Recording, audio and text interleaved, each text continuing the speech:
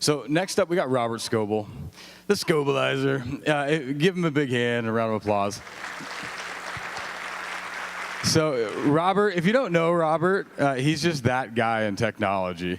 Like everybody knows him. He's everywhere seemingly, and somehow I tricked him into coming to Coeur d'Alene to hang out with us, and we've been having a great time.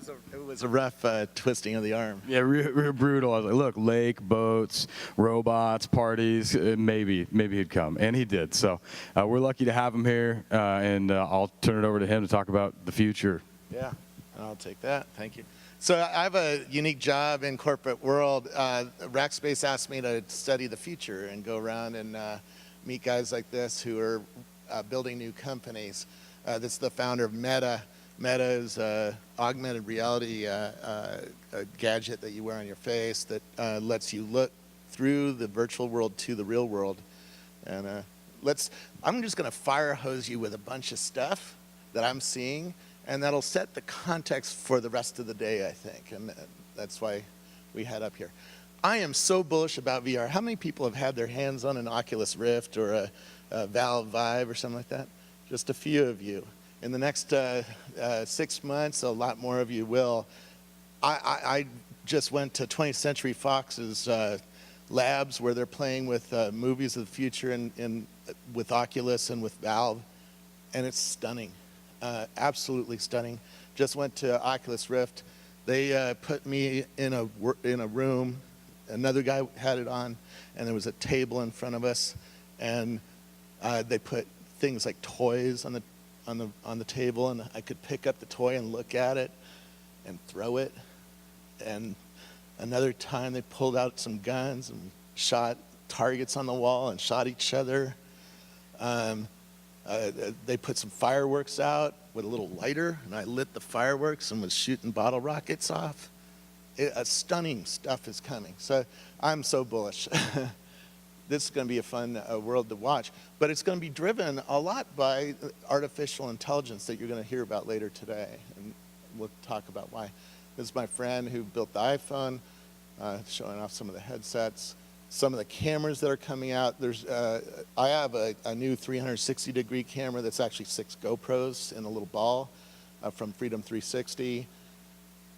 It's really hard to use because you have to stitch the 6 cameras together with software from Color that GoPro just bought, so that you can see that GoPro is highly interested in this new world.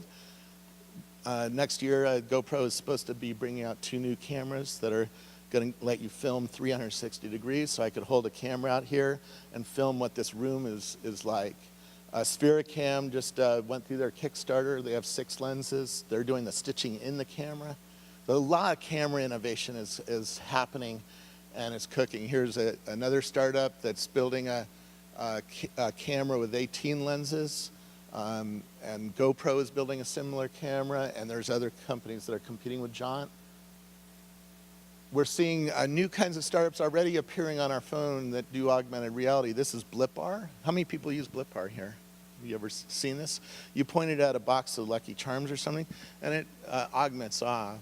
Another similar company called Metaio just got bought by Apple. So you start seeing there's stuff that's cooking that is going to inform where our futures are going. This year we did a video conference at Scott Jordan. Is Scott Jordan in the room? Yeah, he's right there. This is his house, and Cisco came out and brought some video conferencing gear, and we called people in from around the world to do a conference like this. But instead of having everybody in one room, we had everybody virtual on the internet. And it was the first time that I thought video conferencing got to the point where I could actually have a good conversation with people because the quality is so high over the internet, so in somebody's home. This wasn't going into a Cisco room with a high-speed dedicated line. This was in somebody's home. We're seeing all sorts of new wearables coming out. This one is a device that tells you to sit up straight. But we're seeing watches and all sorts of devices that are going to study our body in a new way. And that trend is not going to slow down. I've seen new needles that are silicon-based needles that feel like sandpaper when you put your hand on them, that study your blood, right? And there's all sorts of new optical sensors. The Apple Watch just gives you a little taste of what's coming. We're seeing our homes getting automated and connected through Internet of Things technologies. Here's a nightlight that hooks up to my Wi-Fi hotspot and lets my kids change the color, but also is listening to the Nest that's in my house. So if a fire alarm goes off, it does stuff with the nightlight and helps you escape. We're seeing all sorts of new Internet of Things devices and kits and innovation and just a lot of new sensors and a lot of new computers that are very low cost. This was at Maker Faire that I saw. We're seeing new companies use that technology to build new kinds of products. This is Canary. It's building a home security system that watches your home. We're seeing, thanks to artificial intelligence, we're seeing new kinds of business models.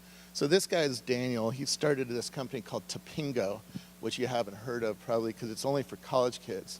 But he was in the Israeli surveillance, and he told me when he did surveillance for the military, he noticed that people had a common pattern through life. And in the military, he's looking for people who are out of pattern, right? If I go and buy a ton of fertilizer and 400 gallons of diesel fuel, I have a feeling somebody will visit me. Because that's not my role in life, is to have that, right? If the farmer across the street, I live in Half Moon Bay and there's farms across the street, they do that all the time, right? That's their standard. They have tractors, they need diesel fuel, and they have fields that need fertilizer. But he's built a system, so this app is really cool. And 70% of all the transactions at Santa Clara University are already going through this guy's app. Kids wake up in the morning at 7 in the morning and say, I want an iced latte. And you go there and you order your iced latte. And it comes back and says, your iced latte will be ready at 7:29 a.m. At the Starbucks. What it really did was send an order into a box at the Starbucks. The box beeps, lights up, and spits out a receipt. And it's Uberized, it's frictionless. So you don't tap anything, you don't give a credit card. You walk in, grab your drink, and leave. Your phone knows that you're there, and it's like Uber. It pays for the system. What it's really doing, though, is watching underneath what you're doing. So if you order the same iced latte 4 days in a row, it'll say, would you like your normal iced latte at 7 in the morning when you open up the app? Because it knows that's your pattern, and he's starting to be contextual, starting to use artificial intelligence to start reducing the friction, reducing the numbers of clicks that you need to translate. We talked a little bit about some of the health stuff. One of the health things has already saved several lives. It's called Lively. If you have senior parents, you buy this Internet of Things kit. You put a sensor on their pill bottle, a sensor on their refrigerator door, and a sensor on their front door.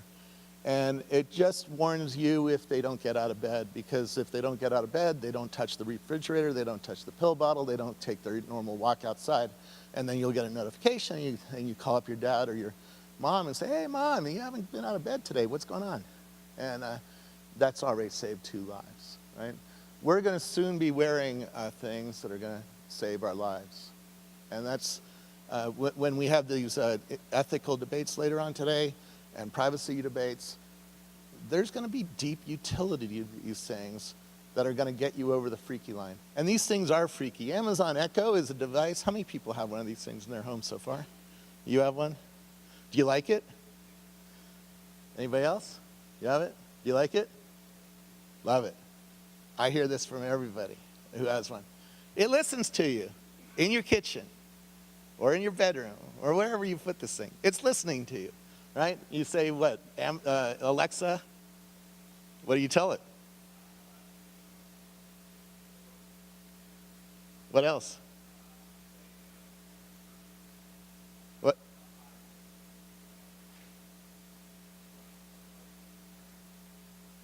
So you have a digital house already. You have the hue lights and other things in your house that it's controlling. This is the future. You live in the future. Nobody else is.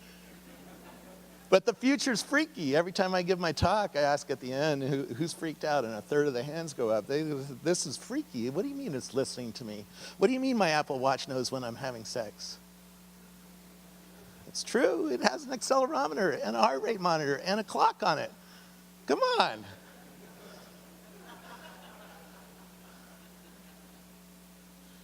Some of the things you're going to hear about today is machine learning, machine vision. We're using low-cost cameras now to look at things in new ways. This is a checkout counter that's at a Y Combinator company. You pass a bag of Doritos underneath these cameras. It sees the bag of Doritos, what size it is. It doesn't need to see the barcode, and it charges you for it. A friend of mine is building a document company. It looks for the staple on the document and has a robot that picks up the paper and scans it. And it can accurately find the real staple, not the photocopied staple, right? We're going to talk a little bit about driverless cars. Tesla is here, and they're close to coming out with another stage of toward a fully autonomous car. But these things need a huge amount of artificial intelligence and connectedness. So the LiDAR on top of the car has 80 lasers and can see maybe 100 meters ahead, and you see what it actually sees over there. There's a great TED video that you should watch by the guys at Google, who then take this data and are now building artificial intelligence systems to predict what everything on the road is going to do. So if there's a bicyclist next to you, it's predicting the chances that that bicyclist will pull in front of you. And it knows X%. And if it's high enough, the car will slow down or move or change its behavior, right? There's a lot of software here and a lot very interesting stuff. We might talk a little bit about 3D printing today. Last night on the boat, I met a guy who's using is 3D printing carbon fibers with a new process. So think about that. You can print all sorts of high performance airplane parts or race car parts, he told me, right? We're seeing all sorts of new beacons coming along. I just toured the Levi Stadium in Santa Clara, which has already 2,000 beacons. It's the most beacons I've seen in one place. And as you walk around that stadium, it knows where you are based on the beacons because it's triangulating the beacons. These beacons, for people who don't know what they are, they're little radios that spit 3 numbers into the air every 10th of a second or every 30th of a second. And your phone can see those numbers coming to you and the strength that they're coming to you. So if you have 3 of them in the room, it can tell I'm standing right here, right? So retailers are using them. At Coachella, the music festival, they use a lot of these. And at the San Francisco 49ers Stadium, where the Super Bowl is going to be held, they have 2,000 of these. So they can tell you where the closest bathroom is. They can deliver food to your seat. They can tell when you're entering the stadium, and on and on. Every product is changing because of the technologies you're going to hear about today. I just saw a JBL speaker. This is the last year's model that's over here on the left. It has a grid of LED lights. Here in Coeur d'Alene, there's a company that's making LEDs that are have far more resolution than that. But every product is getting new capabilities, new sensors, new features based on artificial intelligence, based on robotic engines, electric engines that are low cost and high speed and high quality, and compute packages that are very low cost. So we're seeing a whole new world. So that's a little taste of what I'm seeing, and I'm excited to be here today and hear from all the cool people that Nick has invited. So thank you very much. Thanks, man. So not only, it's fun, a lot of things he's talking about. So who's never worn a virtual reality headset? Probably quite a few of you. Best part is tomorrow morning we have the Robo Experience Day.